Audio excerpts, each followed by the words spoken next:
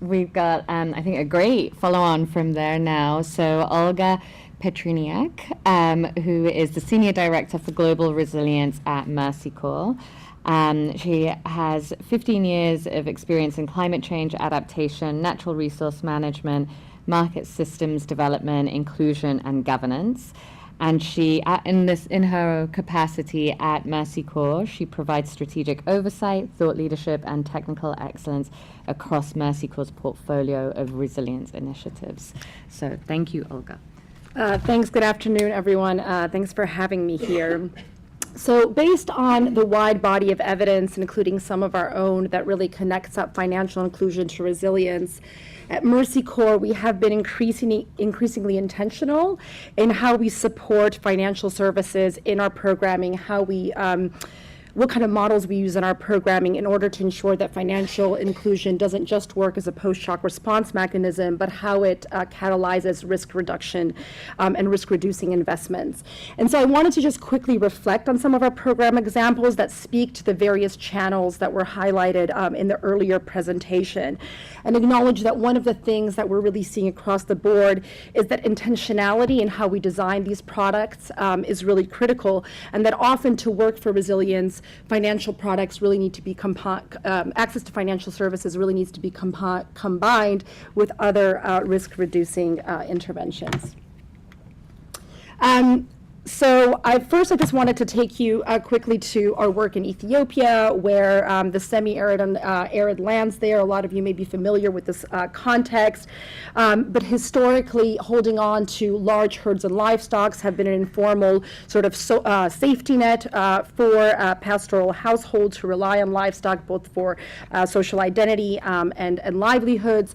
This is sort of a low yield, low return, but a low risk model in these contexts. And as we see that drought is increasing in frequency and severity, some of our program there tries to work with the households to shift those models into higher yield, higher productivity, and higher risk, and to catalyze investment in the sector to make these pastoral households more resilient to drought, because currently they're losing a huge amount of these livestock herds, and many of them are being thrown out of pastoralism as a result. So a big part of this model is around financial service access. So in addition to supporting markets for livestock, a big part of this model is around building financial services industry that really catalyzes an improved livestock sector.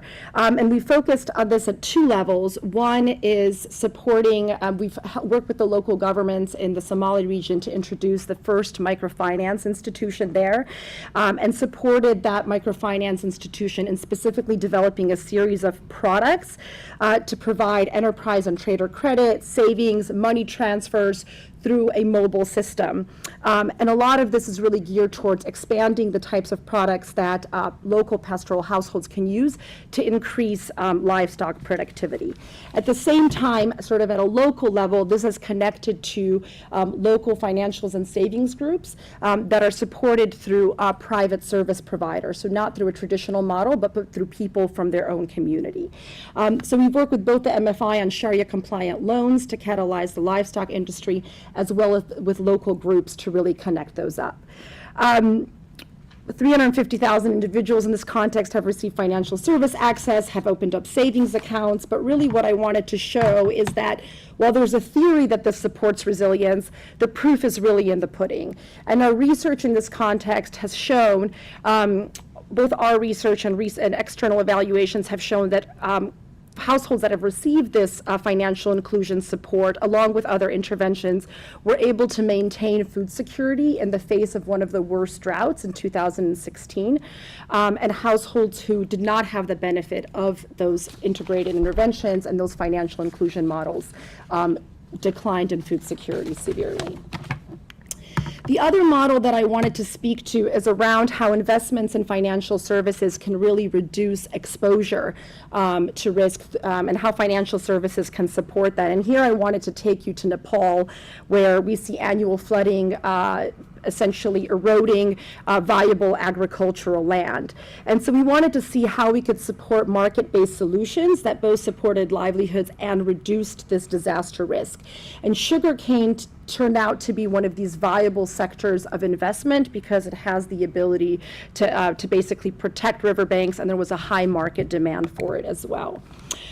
These were the key investments that basically stimulated the sugarcane market, but it was a combination of interventions related to risk awareness and preparedness, partnering with the private sector on these sugarcane investments, but financial inclusion, including literacy and promoting emergency savings, were a core component of this programming.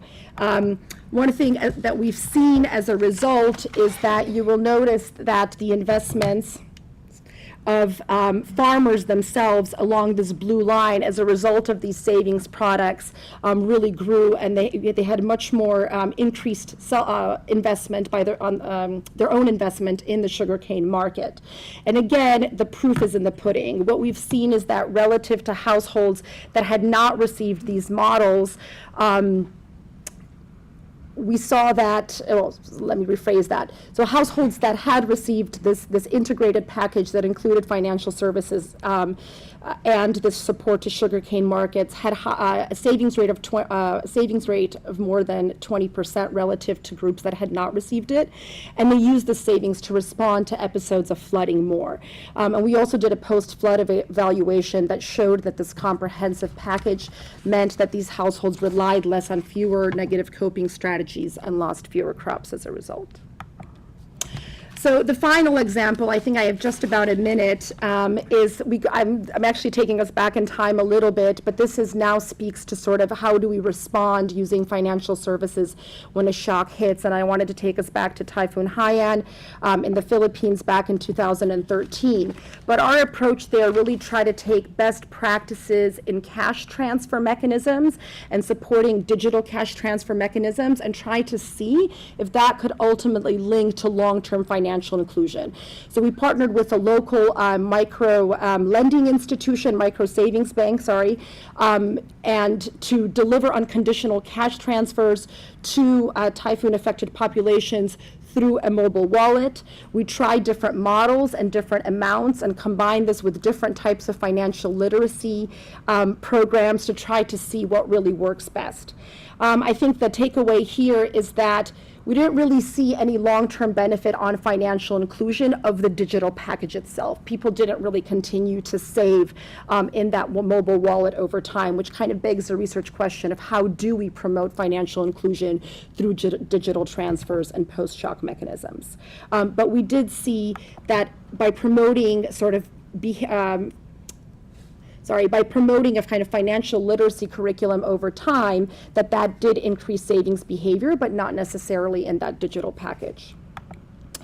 I think these are just some, I want to close with these outstanding questions that we have, just based on how we think we could continue to take the research agenda forward in partnership with IPA. These are some of the critical areas that we're looking at.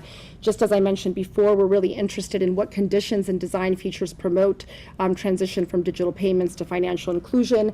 How can we better design key products to have resilience effects on diverse populations? And really starting to look more at the policy and regulatory environment and how that environment can really catalyze risk-reducing investments more broadly. I'll stop there. Thank you.